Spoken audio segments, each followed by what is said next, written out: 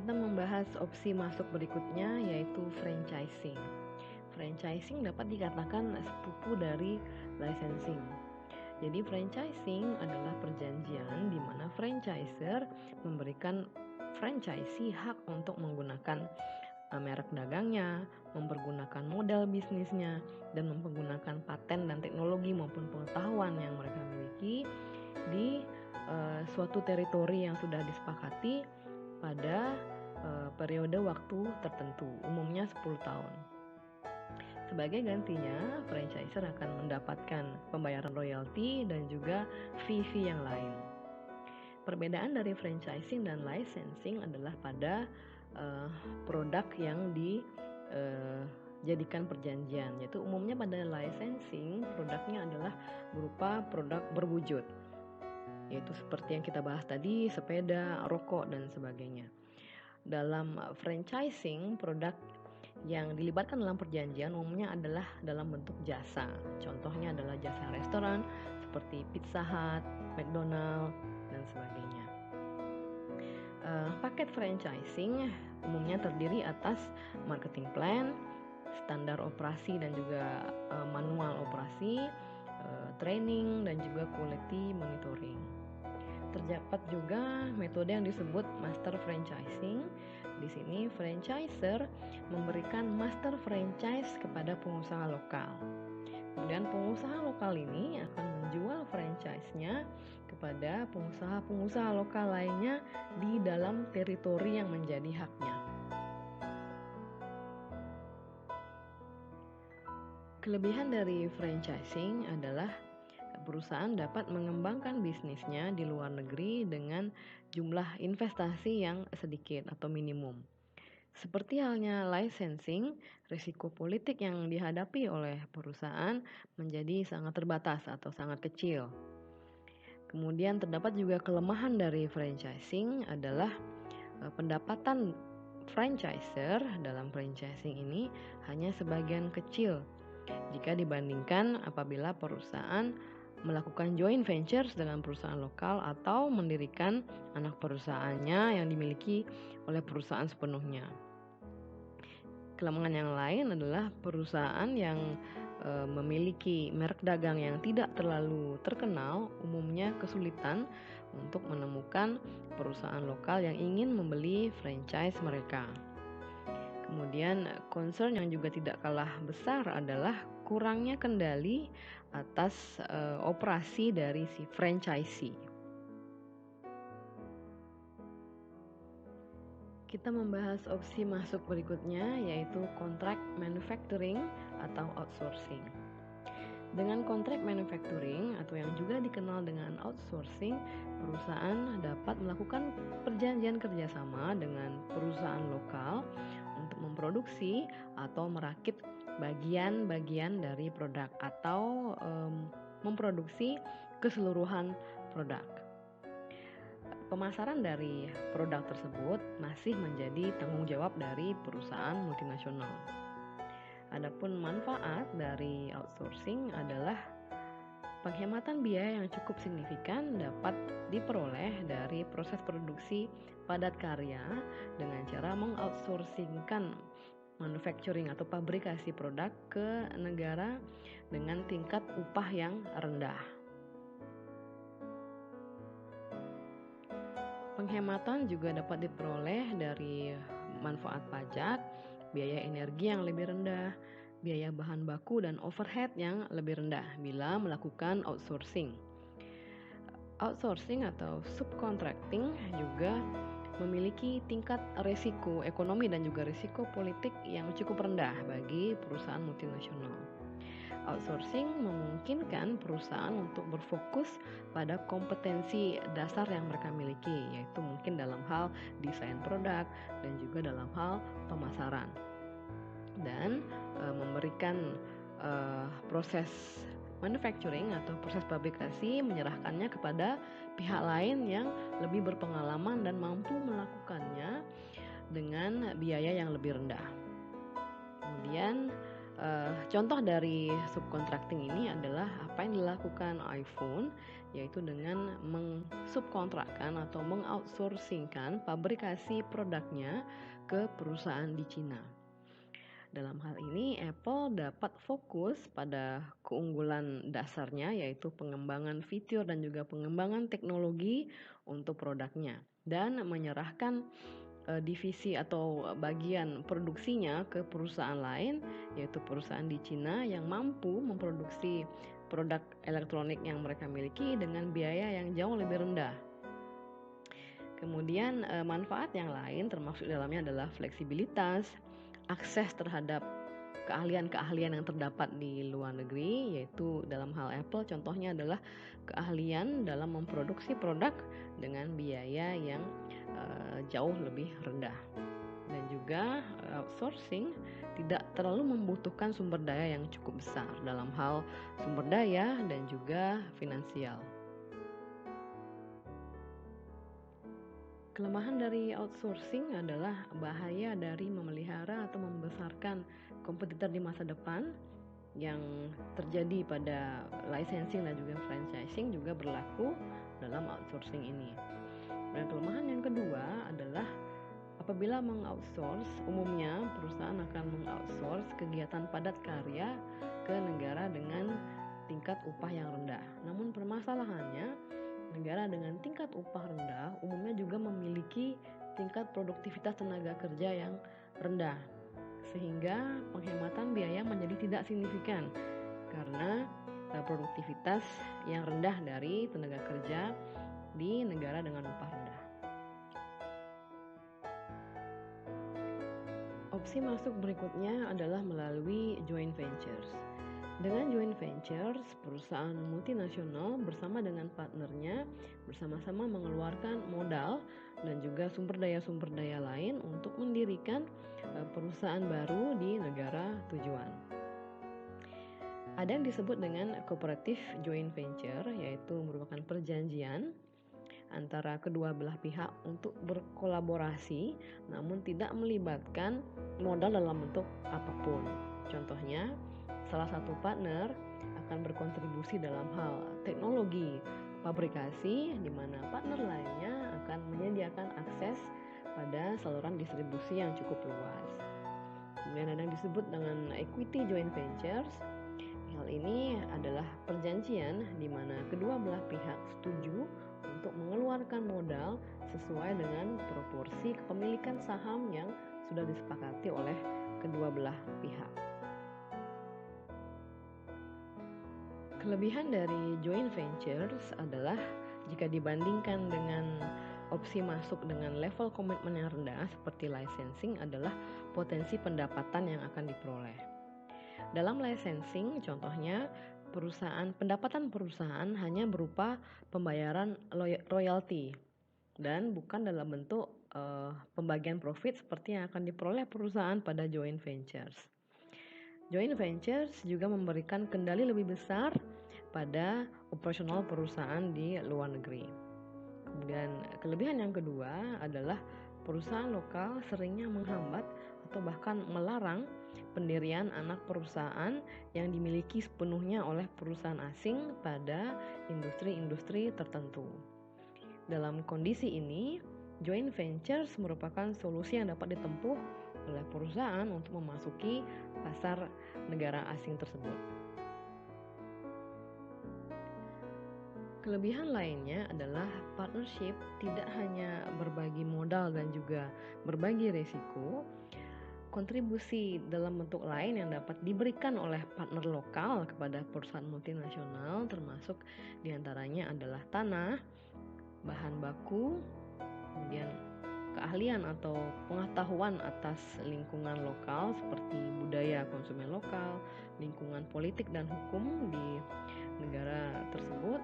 Kemudian partner lokal juga dapat memberikan akses pada jaringan distribusinya yang cukup luas dan juga kontak personal dengan supplier lokal dan hubungan yang baik dengan staf pemerintah lokal. Hal ini apabila dikombinasikan dengan sumber daya dan juga kemampuan perusahaan multinasional, hal ini mampu memberikan suatu kekuatan atau menjadi kunci bagi kesuksesan operasional dan pemasaran perusahaan di negara tersebut. Kelemahan dari joint ventures adalah perusahaan multinasional tidak memiliki kendali penuh atas operasional perusahaan. Dan yang kedua adalah perusahaan multinasional harus menghadapi risiko bahwa partner dapat menjadi kompetitornya di masa depan. Kemudian kurangnya trust atau kepercayaan dan juga sejumlah konflik yang muncul akibat dari joint ventures ini dapat merubah international joint venture ini layaknya seperti pernikahan yang bermasalah.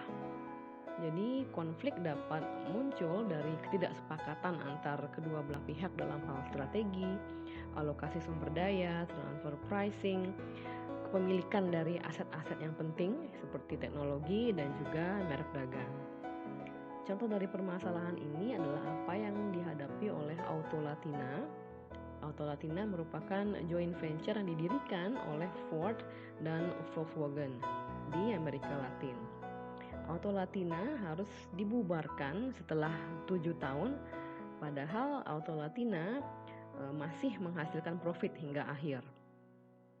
Perbedaan budaya antara manajer Jerman di Volkswagen dan manajer Amerika di Ford merupakan faktor penyebab utama dari pembubaran Autolatina. Opsi masuk berikutnya adalah wholly owned subsidiary, yaitu anak perusahaan yang dimiliki sepenuhnya. Perusahaan multinasional dapat memilih untuk memasuki pasar asing dengan 100% kepemilikan. Strategi kepemilikan sepenuhnya pada pasar asing dapat melalui dua opsi, yaitu yang pertama adalah akuisisi, di mana perusahaan multinasional dapat membeli perusahaan lokal yang sudah berdiri, atau melalui greenfield operation, yaitu perusahaan multinasional mendirikan anak perusahaannya sendiri dari nol. Kelebihan dari wholly owned subsidiaries adalah wholly owned subsidiary memberikan perusahaan multinasional kendali penuh atas operasi mereka di pasar asing. Kepemilikan secara penuh artinya seluruh profit yang diperoleh akan masuk ke dalam kas perusahaan seluruhnya. Kelemahan dari wholly owned subsidiary adalah kepemilikan penuh, artinya perusahaan multinasional juga harus menanggung keseluruhan kerugian apabila terjadi kerugian. Kemudian membangun foreign presence atau operasional di pasar luar negeri tanpa dukungan dari pihak ketiga akan sangat membutuhkan sumber daya dalam jumlah yang besar. Kemudian di samping risiko-risiko yang berkaitan dengan pasar, risiko-risiko politik seperti pengambil alihan oleh pemerintah lokal dan juga risiko ekonomi seperti devaluasi mata uang juga harus dipertimbangkan. Salah satu cara untuk menghindari pengambil alihan perusahaan oleh pemerintah lokal adalah dengan cara melokalisasi operasional perusahaan di pasar lokal tersebut dengan cara mempekerjakan manajer-manajer lokal, kemudian mempergunakan sumber daya lokal seperti sumber daya material yaitu bahan baku dan juga sumber daya manusia lokal, mengembangkan brand lokal dan juga mensponsori kegiatan-kegiatan olahraga dan juga kegiatan budaya lokal dan lain sebagainya. Berikutnya adalah pendirian wholly owned subsidiaries melalui akuisisi dan merger.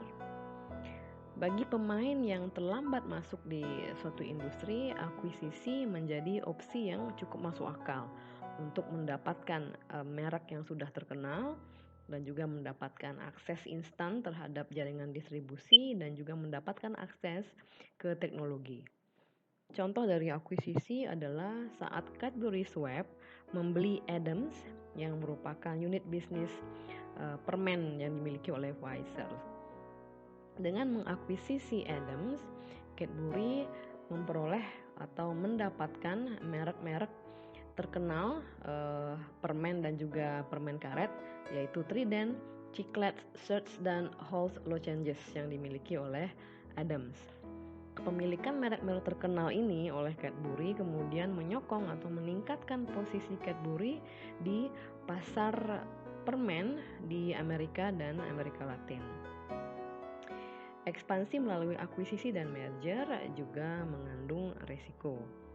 Perbedaan budaya perusahaan dari kedua perusahaan yang merger atau akuisisi umumnya menyebabkan konflik antara manajer yang sulit untuk dijembatani, sehingga berakhir pada operasional yang tidak lancar, bahkan juga pembubaran akuisisi atau merger.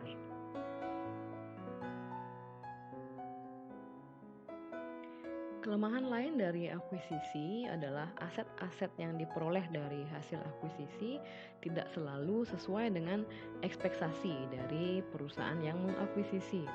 Contohnya adalah pabrik yang sudah kadaluarsa, kemudian nama merek yang atau reputasi merek yang kurang baik, kemudian tenaga kerja yang tidak termotivasi adalah contoh dari beberapa hal-hal yang menyebabkan kekecewaan bagi perusahaan yang mengakuisisi.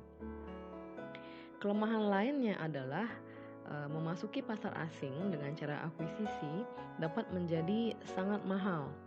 Umumnya perusahaan-perusahaan yang bagus, perusahaan lokal yang bagus, umumnya tidak bersedia untuk menjual kepemilikannya ke perusahaan lain. Kalaupun mereka menjual kepemilikannya, mereka tidak akan menjualnya dengan murah. Contohnya adalah akuisisi senilai 2,4 miliar dolar yang dilakukan oleh Coca-Cola terhadap grup Huiwen Juice di Cina adalah 35 kali forecast pendapatan Huiwen Juice dalam jangka pendek. Jadi nilai ini terbilang sangat mahal. Kemudian kelemahan lain adalah biaya dan juga upaya yang diperlukan untuk mengintegrasikan kedua perusahaan akan menjadi hambatan yang cukup signifikan dalam hal akuisisi. Opsi yang kedua dalam mendirikan wholly owned subsidiary di samping akuisisi adalah greenfield operation. Greenfield operation adalah membangun anak perusahaan sendiri dari nol. Pada banyak negara berkembang, kandidat perusahaan untuk diakuisisi sangat terbatas dan terkadang tidak ada. Dan biaya untuk merombak fasilitas-fasilitas yang dimiliki oleh kandidat akuisisi di negara berkembang terkadang lebih mahal daripada membangun fasilitas atau anak perusahaan sendiri dari nol. Greenfield operation ini menawarkan perusahaan lebih banyak fleksibilitas dibandingkan dengan akuisisi pada area-area seperti pengelolaan sumber daya manusia, pemilihan supplier, pengelolaan aktivitas logistik, merancang layout pabrik, dan juga teknologi manufacturing yang digunakan. Greenfield operation juga menghindarkan perusahaan dari biaya pengintegrasian dua perusahaan apabila melakukan akuisisi. Kelemahan dari greenfield operation adalah kegiatan ini mendirikan anak perusahaan dari nol ini membutuhkan investasi dalam jumlah yang sangat besar dalam hal modal dan juga waktu. Kita masuk ke topik berikutnya yaitu timing of entry. Untuk dapat menentukan saat yang tepat memasuki pasar asing, perusahaan perlu memahami lingkungan dari perusahaan asing tersebut melalui riset pemasaran global yang telah kita bahas di chapter sebelumnya. Contohnya adalah IKEA, yaitu IKEA memasuki Jepang pada tahun 1974 yang turns out atau menjadi suatu kegagalan total. Retailer furniture dari Swedia ini kemudian dengan cepat meninggalkan pasar Jepang setelah menyadari bahwa konsumen Jepang belum siap dengan konsep furniture yang dirakit sendiri oleh konsumen, dan konsumen Jepang lebih memilih furniture dengan kualitas yang baik dibandingkan furniture dengan harga yang rendah. Kemudian secara umum perusahaan yang memasuki Cina atau perusahaan yang terlambat memasuki Cina memperoleh kelebihan ya, dibandingkan dengan perusahaan yang memasuki Cina lebih awal. Alasannya adalah perusahaan yang lambat memasuki pasar Cina ini menghadapi pembatasan-pembatasan yang lebih sedikit dibandingkan dengan perusahaan yang memasuki Cina lebih awal. Pembatasan-pembatasan ini dalam hal regulasi pemerintah. Topik berikutnya adalah exit strategi atau strategi keluar dari pasar asing. Terdapat beberapa alasan bagi perusahaan multinasional untuk meninggalkan atau keluar dari pasar asing. Yang pertama adalah kerugian yang berkelanjutan. Yang kedua adalah sulitnya menembus pasar lokal seperti ilustrasi IKEA. Kemudian yang ketiga adalah volatilitas atau kerentanan dari pasar asing. Banyak perusahaan multinasional terburu-buru untuk memasuki pasar negara berkembang karena tergoda oleh prospek yang menggiurkan dari populasi penduduk yang cukup banyak dengan tingkat pendapatan yang terus meningkat setiap tahunnya. Namun sayangnya negara dengan potensi pertumbuhan yang cukup tinggi seperti negara-negara berkembang seringnya sangat volatile atau sangat rentan. Contohnya adalah mata uang yang sangat fluktuatif, kemudian peraturan yang sangat lemah atau hukum yang sangat lemah, ketidakstabilan politik, resiko-resiko ekonomi seperti pengambil alihan perusahaan dan juga risiko inflasi. Alasan keempat untuk melakukan exit adalah keputusan entry yang prematur. Perusahaan multinasional setelah memasuki pasar asing dapat menemui kekecewaan karena infrastruktur marketing di negara tersebut belum berkembang, yaitu dalam hal infrastruktur distribusi dan juga infrastruktur untuk supply. Hal lainnya menimbulkan kekecewaan adalah daya beli masyarakat yang rendah dan juga kurangnya atau tidak adanya partner lokal yang cukup kuat untuk diajak bekerja sama. Alasan keluar berikutnya adalah alasan etis. Heineken contohnya memutuskan untuk keluar dari pasar Myanmar pada tahun 96 karena menghadapi tekanan memboikotan produknya yang dipicu oleh pelanggaran HAM yang dilakukan. Kemudian alasan berikutnya adalah kompetisi yang intens. Overcapacity dapat menyulut terjadinya perang harga. Dan perang harga dapat menyebabkan loss-loss situation dan bukan win-win situation bagi seluruh pemain di dalam industri tersebut. Sehingga hal ini menyebabkan kerugian yang berkelanjutan sehingga perusahaan memutuskan untuk keluar dari pasar tersebut. Keluar dari pasar asing juga mengandung risiko. Risiko yang pertama adalah biaya yang berkaitan dengan exit. Di Eropa, beberapa negara memiliki peraturan ketenagakerjaan yang sangat ketat yang membuat exit menjadi sangat mahal. Contohnya adalah pembayaran pesangon yang cukup besar. Dan bukanlah hal yang tidak biasa bagi pemerintah Eropa untuk memprotes dan juga menuntut perusahaan multinasional saat mereka memutuskan untuk menutup operasinya di negara tersebut. Risiko yang kedua adalah image perusahaan dapat ternoda karena memutuskan untuk keluar. Kemudian yang ketiga adalah sulitnya melakukan disposisi aset, yaitu aset-aset yang sangat specialized pada bisnis tertentu sangat sulit untuk dijual karena sangat mahal atau dia sangat specialized sehingga sulit untuk dijual ke industri lain atau bahkan industri sejenis. Sehingga hal ini menyebabkan hambatan keluar yang cukup tinggi bagi perusahaan multinasional. Terdapat beberapa panduan dalam melakukan strategi exit, yaitu yang pertama adalah incremental exit atau keluar dari pasar asing secara bertahap. Contohnya adalah McDonald's yang merestrukturisasi kehadirannya di beberapa negara dengan cara mentransfer kepemilikan restoran kepada beberapa franchisee. Contoh lain adalah Dial Corp yang juga merubah merubah atau merestrukturisasi kehadirannya di Meksiko dengan cara memberikan licensing mereknya kepada perusahaan lokal, alih-alih menjual perusahaannya secara langsung penuh ke perusahaan lain. Kemudian cara yang kedua adalah memigrasi pelanggan. Contohnya adalah Gateway yang melakukan kontrak dengan penyedia layanan pihak ketiga untuk menawarkan konsumennya layanan service di negara di mana mereka memutuskan untuk keluar. Gateway sendiri adalah perusahaan produsen hardware komputer, monitor, PC, dan juga aksesoris komputer lainnya.